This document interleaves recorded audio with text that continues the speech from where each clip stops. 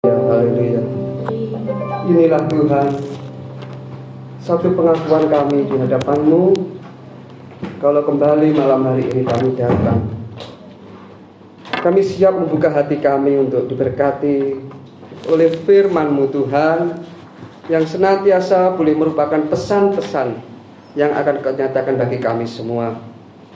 Karena itu Roh Kudus, pengurapan-Mu inilah yang senantiasa menyertai kami, mengurapi kami. Hamba-Mu juga yang menyampaikan, supaya bukan dari isi hati atau pikiran hamba-Mu, tetapi dari apa yang Engkau mau sampaikan bagi umat-Mu. Pesan-pesan inilah yang kami tunggu untuk kami diberkati oleh firman-Mu. Terpujilah nama-Mu Bapa. Hamba mengucap syukur, hamba berterima kasih hanya di dalam nama Tuhan Yesus Kristus. Amin. Ya, silahkan duduk. Saya bicara tentang perhitungan, saudara. Karena setiap orang kalau mau melakukan sesuatu, dia pasti memperhitungkan. Mau kerja, memperhitungkan untung ruginya. Mau ke pasar, juga memperhitungkan yang dibelanjakan. Jangan sampai lebih banyak yang dibelanjakan daripada pemasukannya. Kata orang secara normal pasti semua penuh perhitungan. Mau kerja, mau apapun. Nah, tapi saudara, kita sadari tidak, ini ada satu perhitungan yang paling menentukan. Menentukan baik untuk hidup di dunia bahkan sampai hidup kekal. Kalau kita nanti lihat di dalam firman Tuhan, ada satu ayat yang ditulis oleh Raja Salomo dalam kitab Amsal, coba saudara, pasal 23 ayat yang ke-7. Kitab Amsal pasal 23 ayat yang ke-7. Di sini Salomo menuliskan bagaimana perhitungan itu sadar tidak sadar itu akan menentukan apa yang ada di dalam diri orang itu tadi. Saya baca di sini Amsal 23 ayat 7. Sebab seperti orang yang membuat perhitungan dalam dirinya sendiri, demikianlah ia. Katanya, silahkan makan dan minum, katanya kepadamu, tetapi ia tidak tulus hati terhadapmu. Di sini dikatakan, setiap orang memiliki atau membuat perhitungan dalam dirinya sendiri, demikian. Nah, perhitungannya ini, silahkan makan dan minum, katanya kepadamu, tetapi ia tidak tulus hati terhadapmu. Jadi perhitungan ini belum tentu yang itu benar-benar tersimpan di dalam hati. Kadang tidak kelihatan dari segala apa yang diucapkan. Nampaknya sih ucapannya baik, belum tentu apa yang dia dalamnya, yang sedang dia perhitungkan ini untuk hal-hal yang baik. Dan orang itu nanti kalau dia tidak sadar, dia tidak mau berubah, tidak mau bertobat, sampai kapanpun ya, dikatakan ini, seperti orang yang membuat perhitungan dalam dirinya sendiri, demikianlah ia. Orang yang penuh kepalsuan nanti akhirnya sampai kapanpun dia akan menjadi seperti itu. Dia menyimpan sesuatu yang tidak benar. Saya kasih contoh supaya lebih jelas. Satu orang dalam Alkitab, yaitu dalam Yohanes pasal yang ke-12. Pasal 12 ayat 1. Yohanes pasal 12 ayat yang pertama.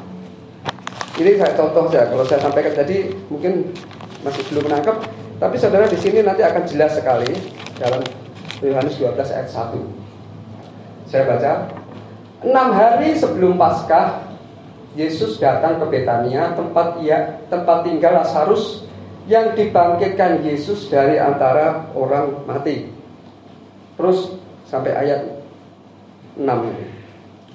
Di situ diadakan perjamuan untuk dia, dan Marta melayani, sedang salah seorang yang turut makan dengan Yesus adalah Lazarus. Ya.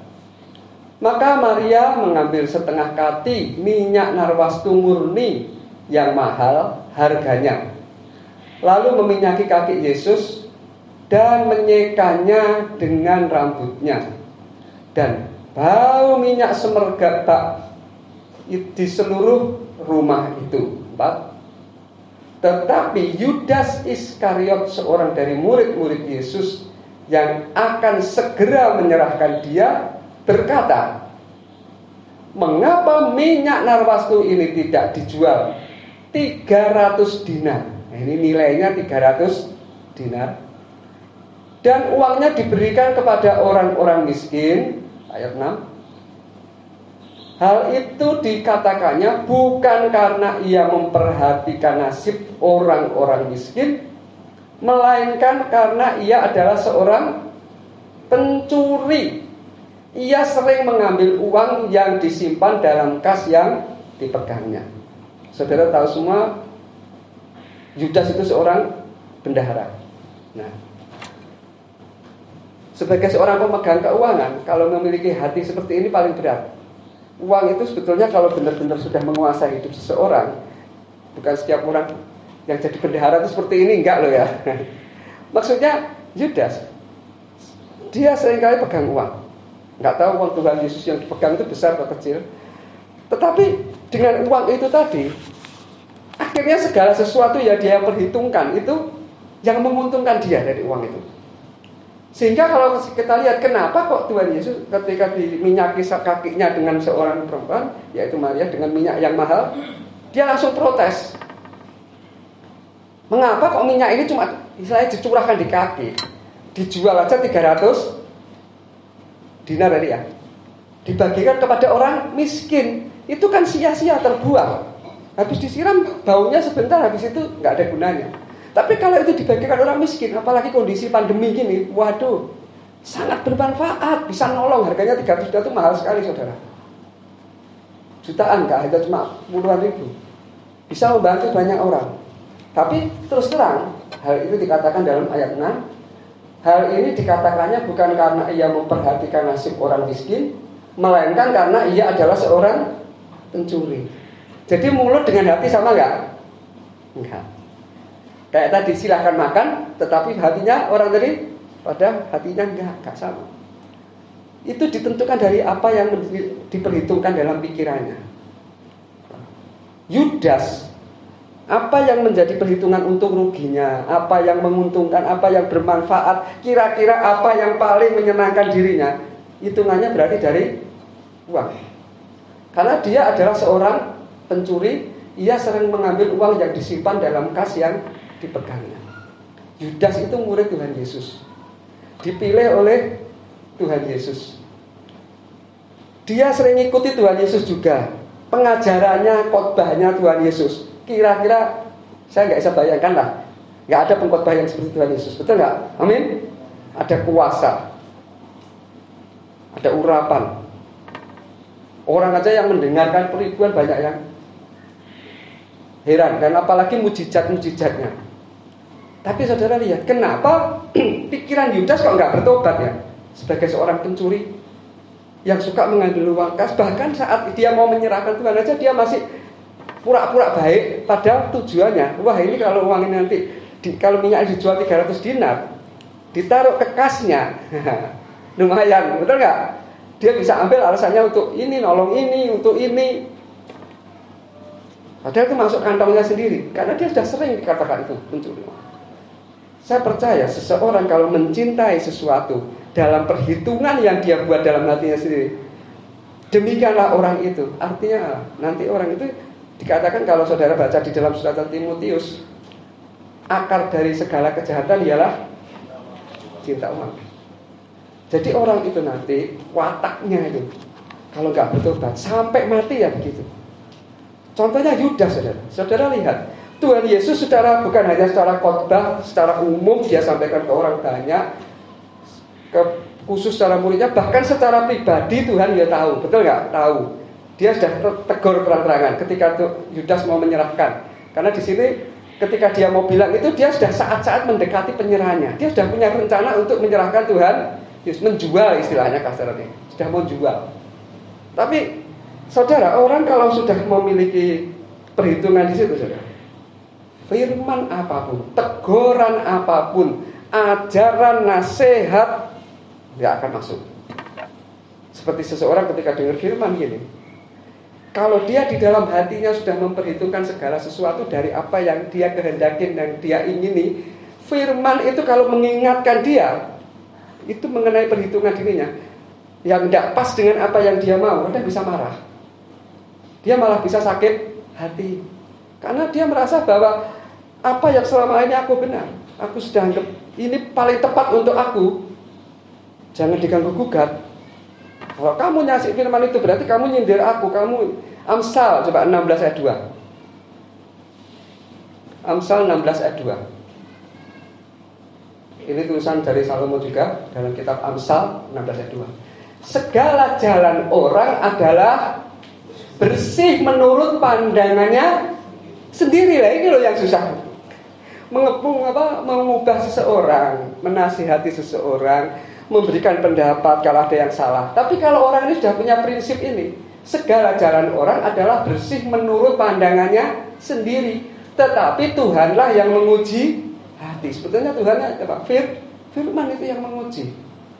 Orang kalau sudah punya pandangan sendiri yang menurut dia itu yang terbaik, yang bersih, dia merasa itu bersih. Seperti Yudas diingatkan, dia tidak merasa itu salah.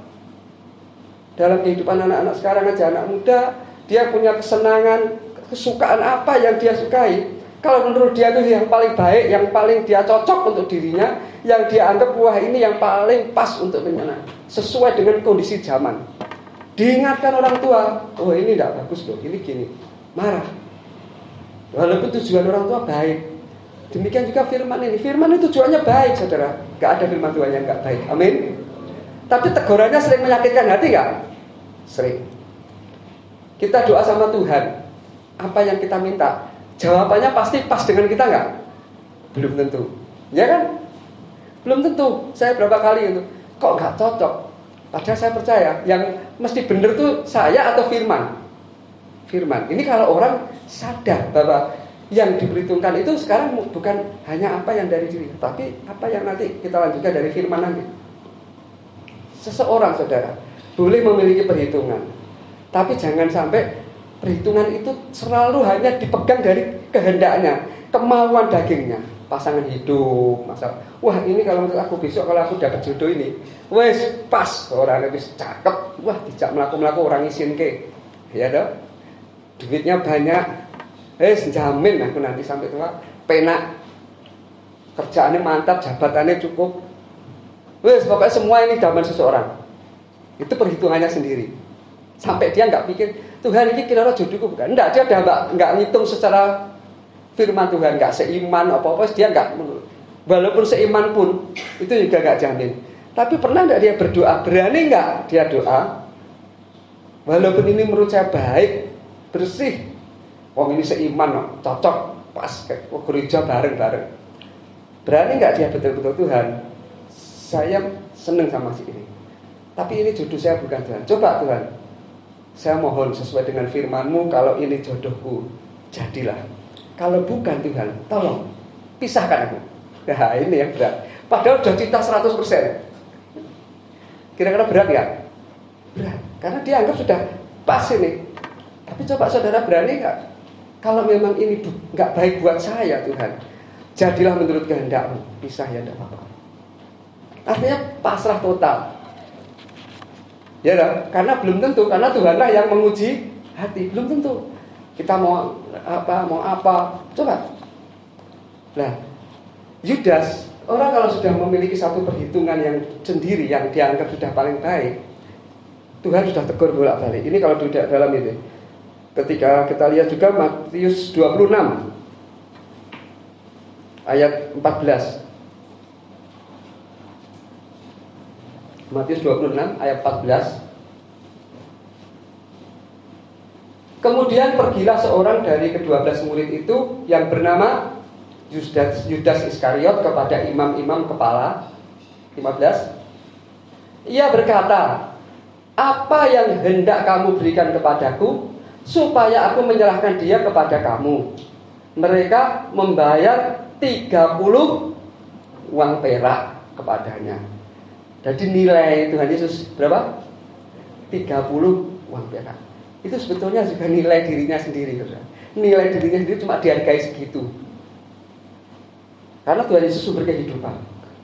Tuhan Yesus kalau mau memberkati jauh lebih dari apa yang nilai cuma segini. Betul nggak? Nilainya cuma diukur 30 uang perak. 16. Dan mulai saat itu ia mencari kesempatan yang baik untuk menyerahkan Yesus. Bar nyuri itu, orang kalau mulai hal-hal yang tidak benar itu mulai dari kecil. Kecil mentoknya nanti besar. Kejahatan itu mulai dari kecil, saudara. Karena wedi-wedi biasanya sedikit-sedikit. Tapi namanya kalau peribahasa sedikit-sedikit lama-lama menjadi bukit, gunung. Nah, kalau kita tidak belajar, namanya ketaatan itu bukan suatu saat, tapi setiap saat. Saudara lihat, Yudas setelah dia menegur itu tadi, orang yang menyai Tuhan Yesus, hatinya ngomong, wah gak sida untung kayak ini, ya gak jadi untung, ya tapi gak apa-apa lah. Bentar lagi guruku beres lah, langsung gak berapa lama dia di dalam hati mengatakan dia mencari imam-imam karena dia tahu imam itu semua berencana untuk membunuh Tuhan Yesus. Dia mau jual berapa regane pira itu nanti kalau aku nilai Tuhan Yesus 30 uang keping perak.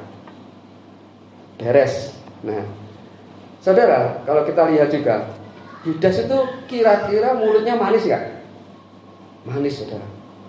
Saudara tahu dari 12 murid salah satu pengkhianat, tapi yang 11 itu gak ada yang tahu, saudara. Satu pun gak ada yang tahu apa yang direncanakan Yudas. Coba Yohanes 13 ayat 21. Yohanes 13 ayat 21. Jadi sini. Setelah Yesus berkata demikian, ia terharu. Saudara baca dari atas nanti ya. Ini saya ambil poinnya aja. Setelah Yesus berkata demikian, ia sangat terharu lalu bersaksi. Aku berkata kepadamu, sesungguhnya seorang di antara kamu akan menyerahkan aku. Tahu, Tuhan Yesus Maha tahu kok. Jelas sudah tahu. Dia dijual juga sudah tahu. Dua-dua. Murid-murid itu memandang seorang kepada yang lain. Mereka ragu-ragu. Siapa sih yang dimaksudkannya? Berarti ada yang tahu enggak?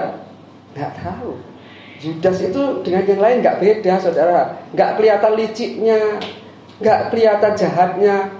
Satu pun gak ada yang tahu, saudara. Kumpul bareng-bareng, makan bareng. Berarti dia sama Tuhan Yesus ya, sangat manis. Bener gak? Baik banget. Gak ada yang tahu.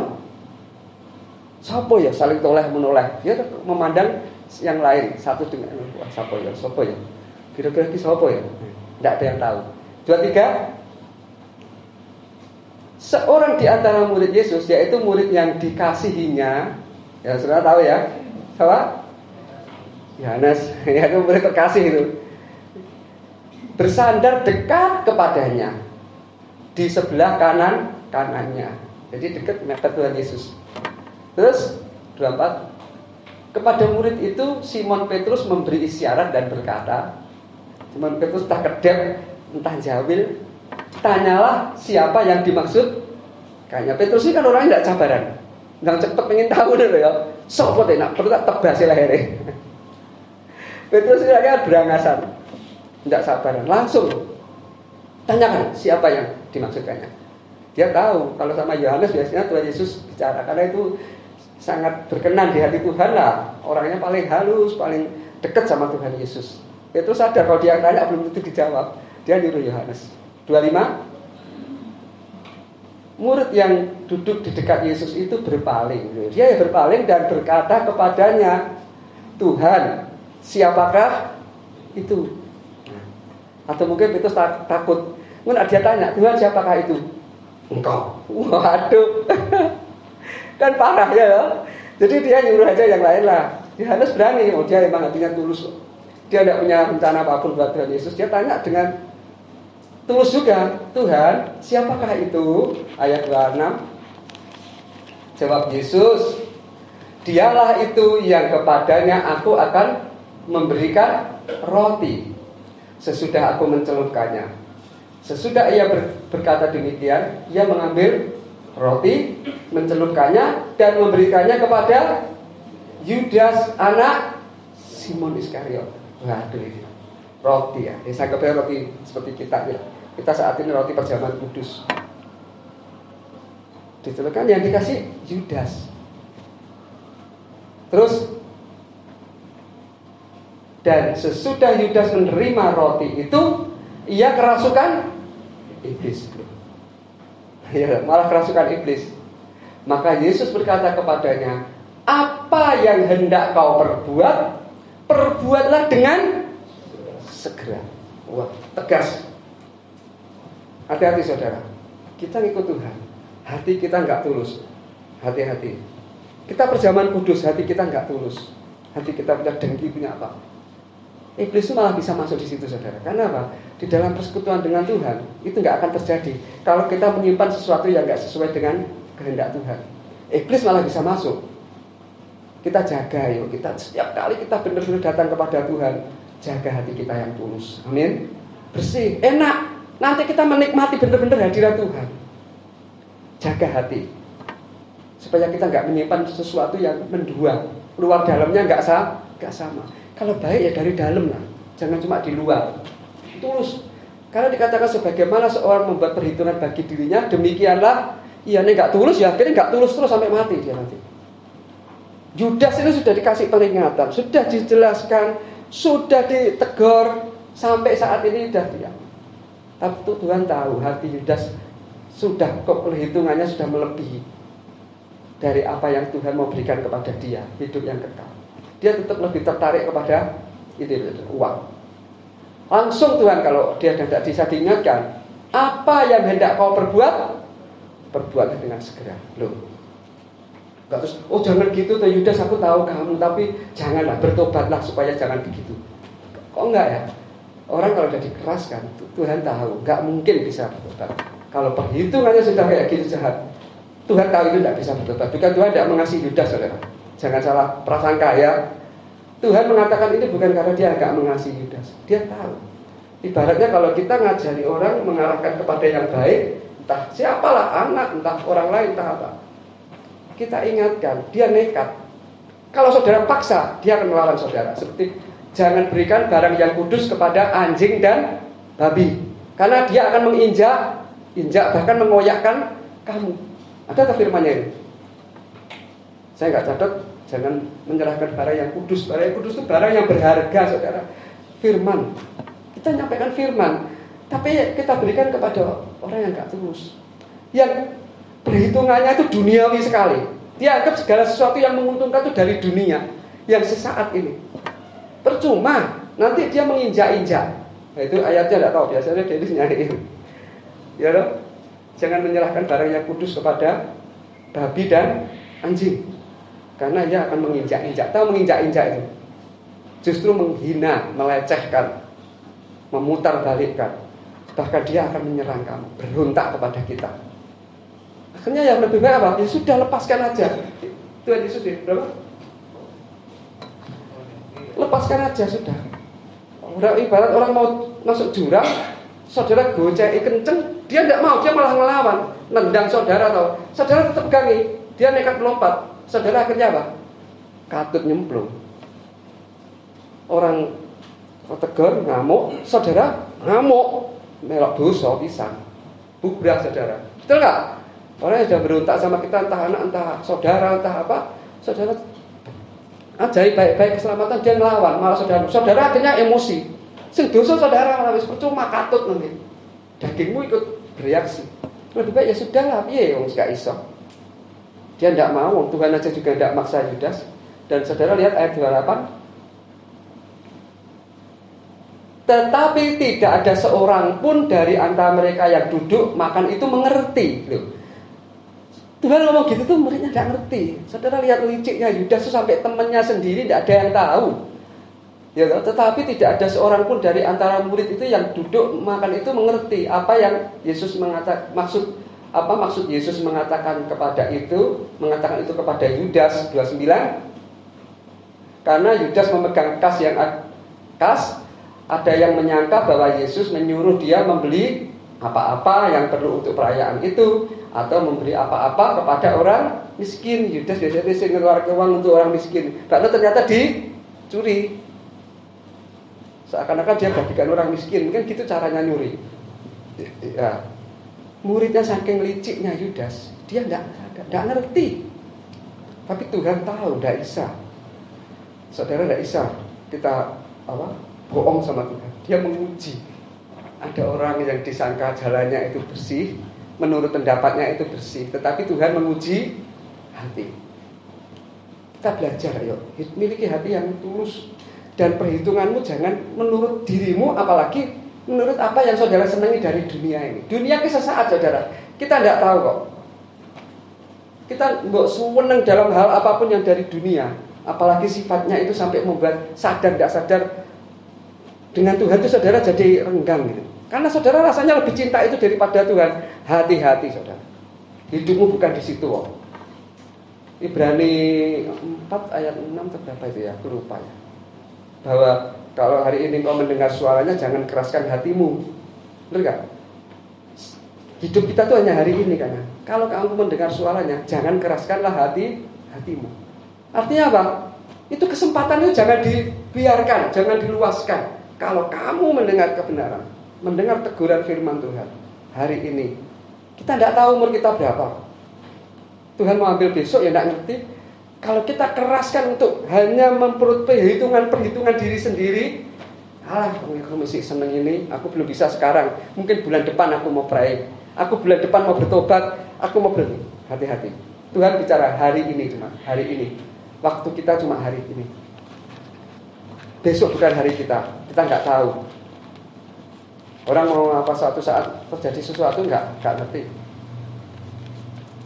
Saya ada videonya bupati mana keluar pulau ya lagi, video atau semangat, ada videonya langsung. Kita harus memajukan ini. Blek jatuh di untung ajudannya di pinggir tampani, langsung digotong mati ternyata ya. Padahal masih semangat, orangnya masih muda. Nah, ini orang kalau udah gitu mana ngerti. Nggak jamin. Apalagi kondisi-kondisi yang gini nih. Seperti dokter yang baru mati, profesor dokter siapa itu saya dapat, dokter umum, suami istri. Ini suaminya sudah meninggal. Kita dapat perkara corona, kita tidak perlu dokter aja yang jaga benar hati-hati, dia bisa meninggal. Tapi kita, banyak orang kadang-kadang dokter itu masih buka praktek.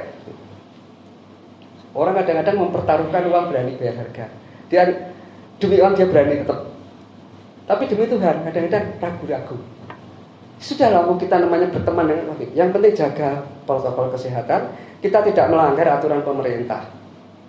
Kita datang sama Tuhan dengan aturan. Saudara, jaga dirimu, masuk ya sudah, jangan cenggolan dengan siapapun, tidak usah salaman. Saudara kalau cakap-cakap jaga 2 meter, pakai masker kalau lagi ngobrol. Tapi nak tidak usah ngobrol, langsung pulang, cuci pakai sanitizer. Tidak bersentuhan dengan apapun. Habis kursi ya sudah, itu sudah protokol kesehatan, kita ikutilah.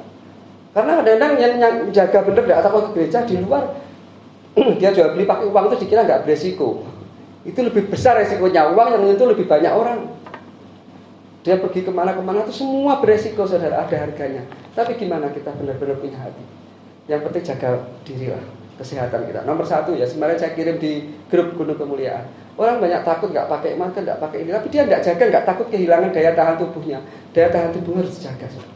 Itu kunci pertama, itu anugerah Tuhan. Saudara diberi daya tahan tubuh untuk melawan segala penyakit apapun di dunia bisa, asal saudara jaga kondisinya, daya tahan tubuhmu itu tetap fresh, kuat, fit. Ya sudah, kalau memang tetap meninggal ya sudah, itu memang Tuhan umurku segitu kok. Ya dong, kita nggak ngerti umur kita, tapi yang penting kita ngikuti apa yang Tuhan berikan itu. Jaga kesehatan, jaga jemur, olahraga, makan sehat, jangan segala macam. Doa, itu yang kunci. Ya kita cari gitu, jangan kita mau takut ini takut itu, tapi kita nggak jaga kesehatan, nggak jaga daya tahan tubuh tuh. Ya percuma, takut ini, wah bingung pakai ini. Daya tahan tubuh itu nomor 1, jaga. Olahraga, latih olahraga tetap. Jemur matahari kalau pagi jam 10, antara jam 9 sampai jam 11. Ya entah jam 10, entah setengah 11, ya setengah jam aja.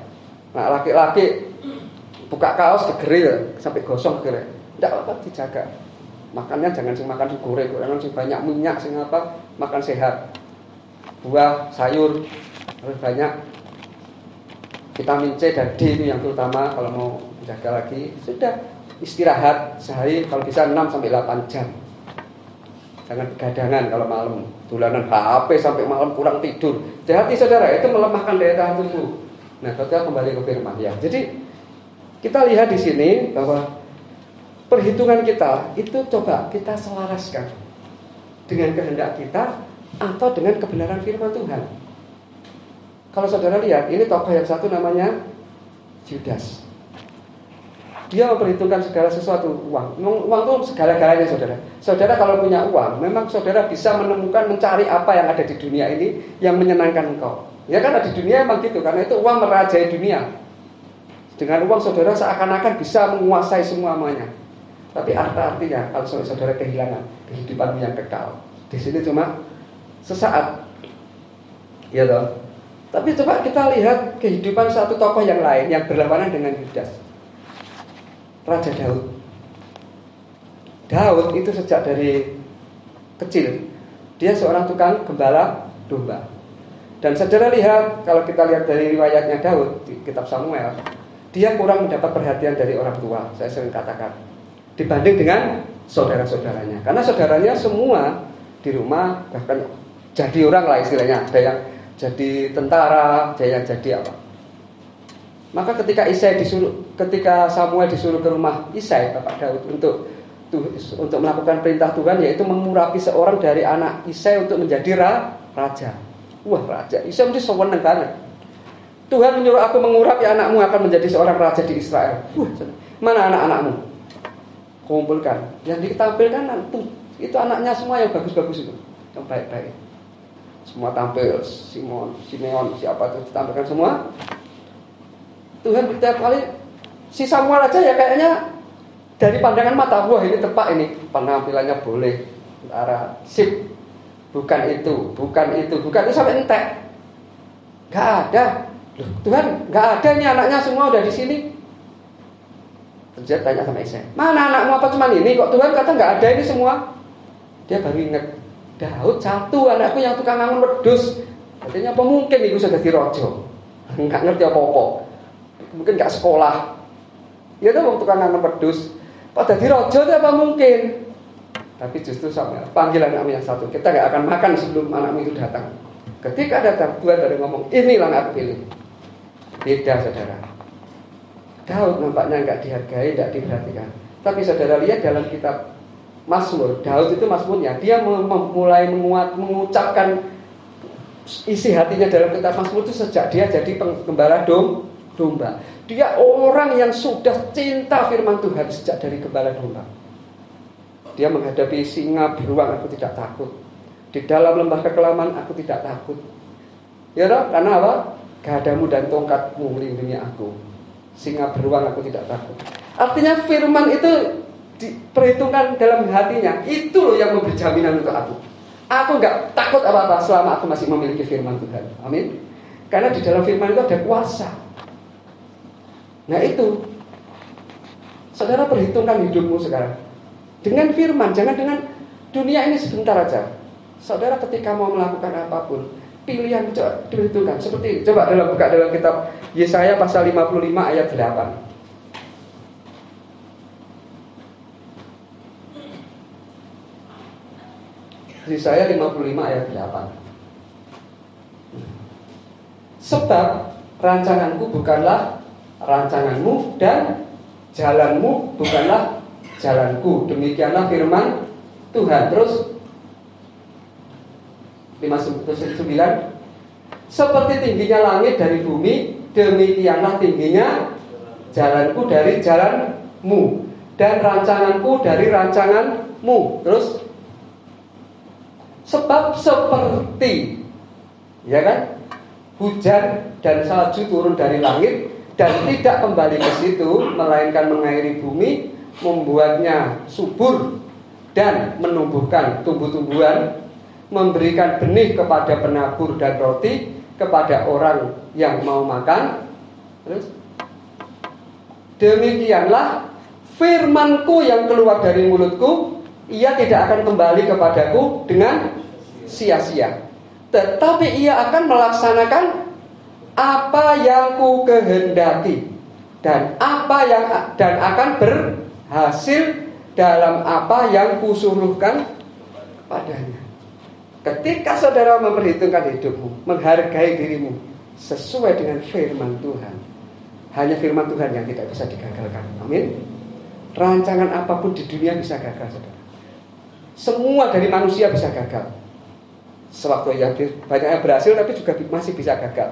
Tapi kalau dari Tuhan, ya, bahwa setiap firman ini, ya, yang keluar dari mulutku tidak akan kembali kepadaku dengan sia-sia, tetapi ia akan melaksanakan apa yang ku kehendaki dan akan berhasil dalam apa yang kusuruhkan kepadanya. Kalau firman itu ada dalam diri saudara, banyak orang kok katanya firmannya gini, kok nggak cocok dengan saya, doa saya gini. Rancanganmu bukan rancanganku, dan jalanmu bukan jalanku. Rancangan kita kadang-kadang mencelakakan kita nggak tahu.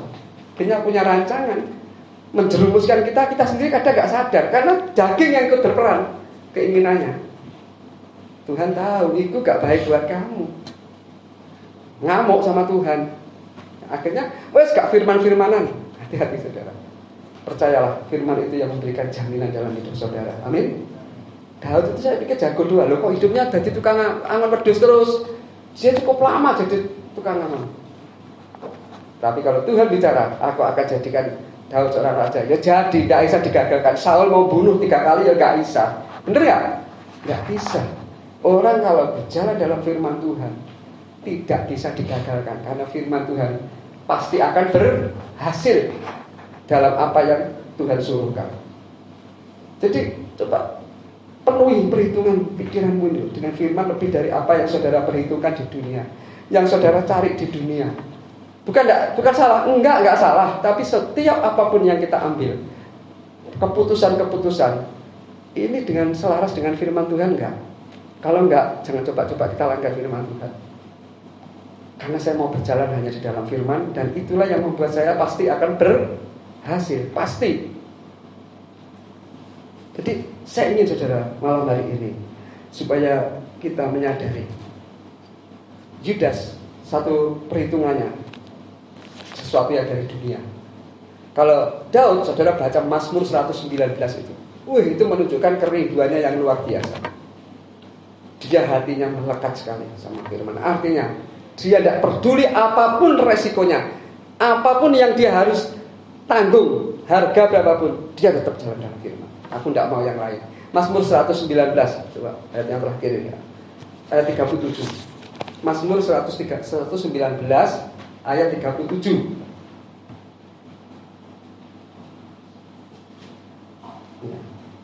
Lalukanlah mataku daripada melihat hal yang hampa. Hampa itu apa? Kosong, sia-sia. Hidupkanlah aku dengan jalan-jalan yang kau tunjukkan. 38. Teguhkanlah pada hambamu ini janjimu. Itu apa? Firman yang berlaku. Janji Tuhan ini berlaku bagi orang yang takut kepadamu. Ini kata-kata ini loh yang benar-benar kita harus renungkan. Jangan lihat yang di atasnya aja, teguhkanlah hambamu pada janjimu. Karena janji Tuhan ini hanya berlaku bagi orang yang takut akan Tuhan. Jadi di sini kembali ke 37 tadi. 119:37 tadi. Lalukanlah mataku daripada melihat hal-hal yang hampa. Banyak kali mata kita ini kadang-kadang kita buang, kita gunakan untuk hal-hal yang hampa. Sebetulnya itu tidak membangun rohani kita. Untuk seneng aja, yang penting aku seneng nak lihat ini. Sampai rusak orang peduli, yang penting aku seneng. Hati-hati, hampa. Membuang waktumu sia-sia, jauh dari Tuhan, gak terasa. Semakin saudara diikat, mau doa sampai tidak ada waktu, mau baca firman gak ada keinginan, gak ada kehausan akan firman. Karena hal yang hampa ini sudah keluarkan. Badannya anak kecil makan 2 jam terus, dikai jajan terus, makan nasi angel. Sambat sama orang lain, anakku mau angannya angel. Lah jajan kan? Oh iya, langsung ngene jajan. Lah ya keluarkan gue lho pisan makanan sing hampa. Sehingga menu utama ndak dia terima. Sama. Pikiran kita, hati kita dipenuhi hal yang hampa tadi. Yang sia-sia sudah pun. Lupa wes menu yang utama. Firman Tuhan ini yang memberi jaminan hidup kekal ini. Jadi rasanya rasanya nggak terasa sama sekali, nggak ada keinginan sama sekali. Baca malah bosan. Oh bos, di bulan baru ini tok firman Tuhan ini. Saudara nggak sadar, Daud bisa berhasil karena dia cinta dan haus lapar akan firman Tuhan. Amin. Seperti rusa yang haus akan sungai. Dia sadar firman inilah satu-satunya. Dan dikatakan dia tidak ingin melihat hal yang hampa. Artinya dia tidak akan menggunakan hal-hal yang dari dirinya, matanya, apa itu, pikirannya, otaknya, hatinya nggak akan dipenuhi. Memorinya yang ada otaknya itu nggak dipenuhi dengan itu. Nanti kalau kepenuhan itu diisi firman Tuhan, error. Tahu error ya, kayak habis penuhan memorinya gitu. Diisi lagi nggak bisa, blank.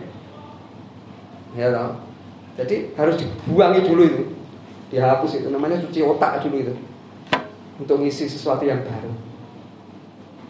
Padahal otak kita ini dihitung jutaan giga ini kalau dihitung. Tapi karena saking penuh tiap detik, tiap jam isinya cuma hal-hal yang hampa ini terus masuk terus sampai error, gak bisa terima hal yang bermanfaat akhirnya. Full. Saudara yang merasakan. Ya tapi negur gak gampang. Karena menurut orang kalau dia itu benar terbaik buat dirinya, ya itu tadi bersih menurut pandangannya sendiri. Padahal saudara lupa, Tuhanlah yang menguji hatimu, yang menentukan hidupmu, yang menentukan masa depanmu. Hidupmu bukan di sesuatu yang dari dunia ini. Tuhan memelihara kamu juga dengan berkat dunia juga. Cuma berkat Tuhan sempurna, roh, jiwa, tubuh. Kalau dunia paling tubuh. Saudara bisa dapat berkat dunia semaksimal mungkin untuk tubuhmu, bisa. Tapi tidak membangun jiwamu sepenuhnya, apalagi rohmu. Banyak orang tubuhnya berkelimpahan, jiwanya stres, bunuh diri. Kenapa? Maksimal secara tubuh dia mempunyai semuanya, tapi kok bunuh diri, jiwanya nggak terpenuhi. Bener nggak? Stres. Apalagi rohnya, keselamatannya, ya jelas nggak mungkin itu. Ya kan, kalau dia bunuh diri. Tapi kalau berkat Tuhan, secara dalam, lahiriah, semua dipenuhi. Karena itu saya ingin kita jangan meluangkan waktu-waktu kita dengan hanya sesuatu yang hampa dari dunia. Tapi pikirkanlah itu, perhitungkanlah itu semua dengan firman Tuhan. Seperti Daud, Raja Daud. Tuhan kalau angkat dia jadi raja, tidak ada yang bisa menggagalkan. Keterbatasan SDM-nya saudara. Wong tukang ngangon ini foto politiknya gak mudeng apa-apa. Nanti pikir. Tapi dia bisa jadi raja yang luar biasa, menjadi sesuatu yang bermanfaat, luar biasa bagi hidupnya. Karena itu saya ingin sebagai orang yang benar-benar mengasihi Tuhan, janganlah saudara menyia-nyiakan waktu yang ada. Saudara tidak tahu waktumu cuma hari ini. Jika hari ini kau mendengarkan firman Tuhan, janganlah kita sia-siakan. Mari kita renungkan, karena itu membangun hidup kita seutuhnya, selengkapnya. Saudara kalau sudah namanya, kalau penyesalan itu tidak bisa diulang, saudara. Jangan sampai kita menyesal setelah kejadian. Apalagi kalau sudah masuk hidup kekal, menyesal, tidak bisa. Di dunia aja saudara. Saya ingin mari kita benar-benar melalui firman ini, perhitungan kita ini jangan hanya untuk hal-hal yang hampa, tapi perhitungkan untuk hal-hal yang kekal. Amin. Mari kita sebentar masuk persekutuan dengan tubuh dan darah Kristus. Kita doa dulu sambil pemain musik ke depan. Terima kasih Bapa di surga, terima kasih Tuhan Yesus, terima kasih Roh Kudus. Hamba mengucap syukur untuk firman pada malam hari ini, menjadi berkat bagi kami semua, menguatkan kami supaya kami selalu boleh menikmati firman-Mu, karena hanya firman-Mu itulah sumber kehidupan bagi kami. Kami mengucap syukur Tuhan, karena kami tidak bisa hidup tanpa firman-Mu. Kami mau belajar taat, karena hanya firman-Mu itulah yang memberikan jaminan, baik untuk di dunia sampai hidup yang kekal. Terima kasih di dalam nama Tuhan Yesus. Hamba berdoa dan mengucap syukur. Amin.